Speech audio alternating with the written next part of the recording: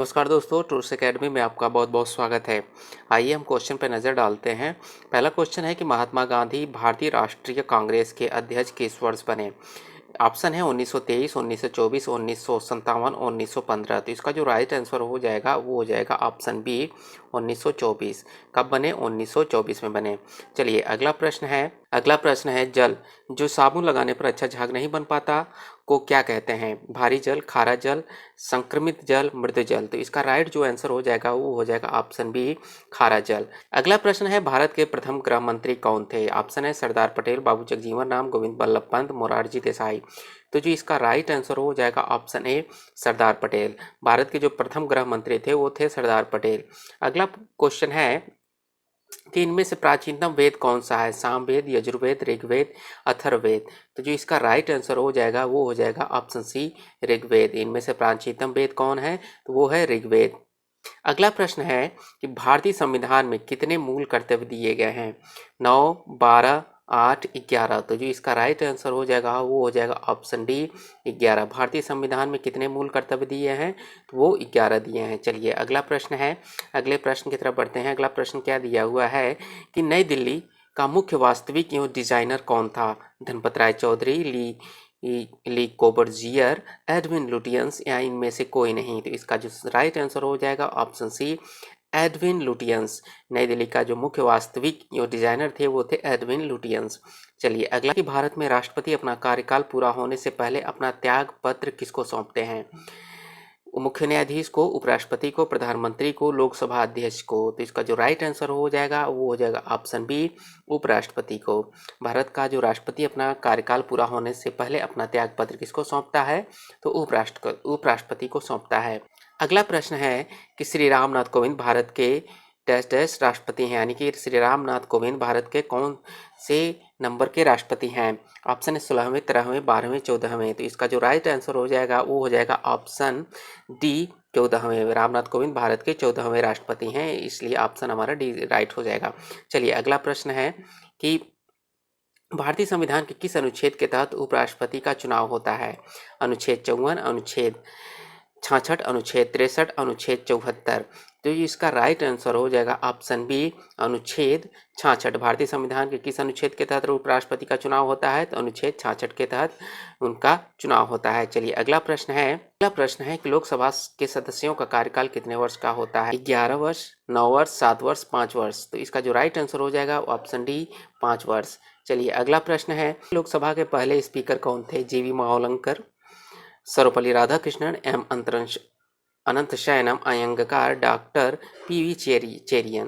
तो जिसका right answer हो जाएगा वो हो जाएगा ऑप्शन ए जीवी मावलंकर। लोकसभा के जो पहले स्पीकर थे वो थे जीवी मावलंकर। चलिए अगला प्रश्न है कि राज्यसभा का सदस्य बनने के लिए आवश्यक न्यूनतम आयु कितनी है। 21 वर्ष, 25 वर्ष, 30 वर्ष, 35 वर्ष। जो इसका राइट आंसर हो जाएगा वो हो जाएगा ऑप्शन सी 30 वर्ष।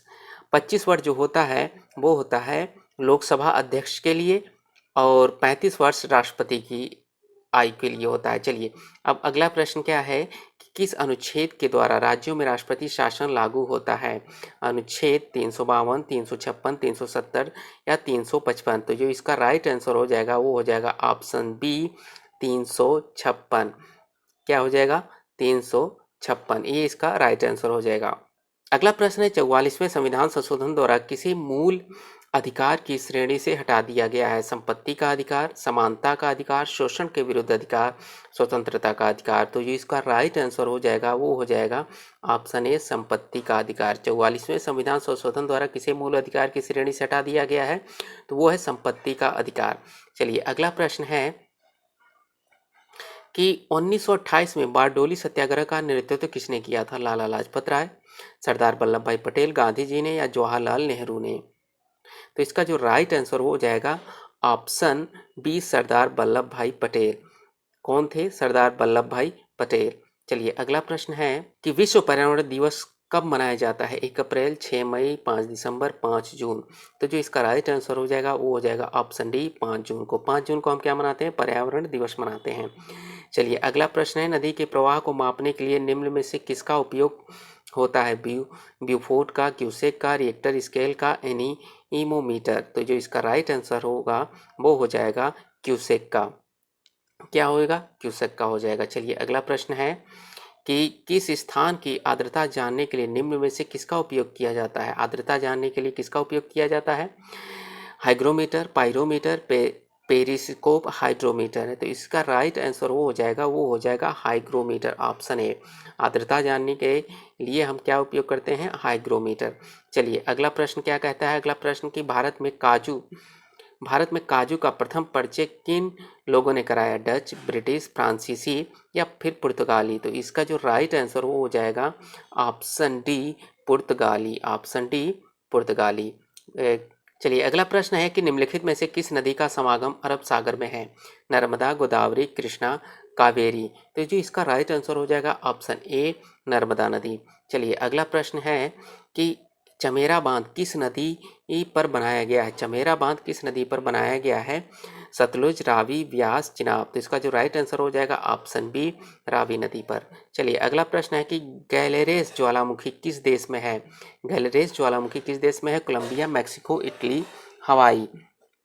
तो इसका जो राइट आंसर हो जाएगा ऑप्शन ए, कोलंबिया। गैलेरेस ज्वालामुखी किस देश में है? तो वो है कोलंबिया में। चलिए अगला प्रश्न है कि भारत के किस राज्य में जनसंख्या का घनत्व तो सबसे कम है? ऑप्शन है हमारे पास मिजोरम, गोवा, सिक्किम, अरुणाचल प्रदेश। तो जो इसका राइट आंसर हो जाएगा वो होगा ऑप्शन डी, अरुणाचल प्रदेश। ये इसका राइट हो जाएगा। भारत के किस राज्य में जनसंख्या घनत्व तो सबसे कम है? तो अरुणाचल प्रदेश में जनसंख्या का घनत्व तो सबसे कम है। उसके बाद हवा में निम्नलिखित में से कौन सी गैस प्रधान रूप से विद्यमान है? Argon, carbon dioxide, nitrogen, oxygen? तो इसका जो राइट आंसर हो जाएगा ऑप्शन सी, नाइट्रोजन। अगला प्रश्न है कि राष्ट्रीय पुलिस अकादमी कहाँ पर स्थित है? हैदराबाद, देहरादून, नई दिल्ली, इलाहाबाद? तो इसका जो राइट आंसर होगा वो होगा हैदराबाद। राष्ट्रीय पुलिस अकादमी कहाँ स्थित है? तो वो है हैदराबाद में स्थित है। आई होप दोस्तों वीडियो पसंद आए तो वीडियो को लाइक ज़रूर कीजिए।